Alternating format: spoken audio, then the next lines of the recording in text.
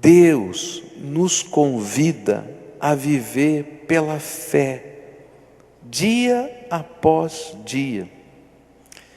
E essa é uma implicação que aparece na expressão pão de cada dia. Essa é uma palavrinha grega, onde é traduzido de cada dia, que durante algum tempo foi muito questionada. Um dos pais da igreja, Orígenes, questionava essa palavra, porque ele não conhecia essa palavra como uma palavra costumeira da língua grega. E ele dizia, olha, isso aqui foi um neologismo que foi aplicado por Mateus a colocar aqui. Até que foram descobertos na arqueologia papiros lá do tempo de Jesus, onde essa palavra acontecia. E foi muito interessante, é que esta palavra vai aparecer numa lista de uma mulher, num papiro, de uma lista de uma mulher de compras para o mercado, para casa. Já tinha lista de supermercado naquele tempo, sem ter supermercado. Então a mulher fez a sua listinha lá.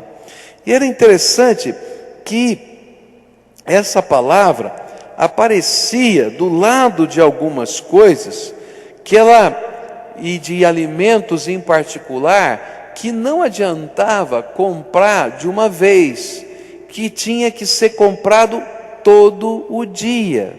Lembra que naquele tempo não tinha refrigeração? Lembra que tinha coisas que eram perecíveis? Então existiam coisas que precisavam ser, você tinha que ir no mercado todo dia. Então estas coisas, ela colocava exatamente do lado a mesma palavra. Isso aqui é para cada dia. E a gente vai aprender uma coisa tremenda de Deus aqui, nessa conexão que está com essa palavra. Por isso, o significado simples é o pão de hoje, dá hoje. O pão de hoje dá hoje. Senhor, manda o maná que eu preciso todo dia. O maná era assim, caía o pão do céu e não adiantava você querer guardar para o dia seguinte que ele estragava. Você tinha que sair todo dia de manhã, reconhecendo que o sustento vinha de Deus e recolher o maná daquele dia. E assim Deus vai nos ensinando a depender dEle, viver um dia de cada vez e todos os dias pela fé no Deus que nos ama, nos sustenta como Pai. E Ele está tratando isso na nossa vida. Alguns momentos na minha vida como pastor, é interessante isso, que na minha vida pessoal algumas vezes eu tinha aprendido a depender de Deus para qualquer coisa. Mas às vezes na minha vida ministerial eu entrava em crise.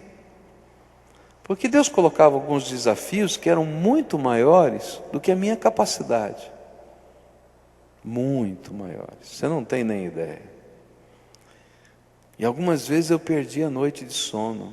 Dizia, Senhor, tenho que pagar essa conta, como é que vai ser?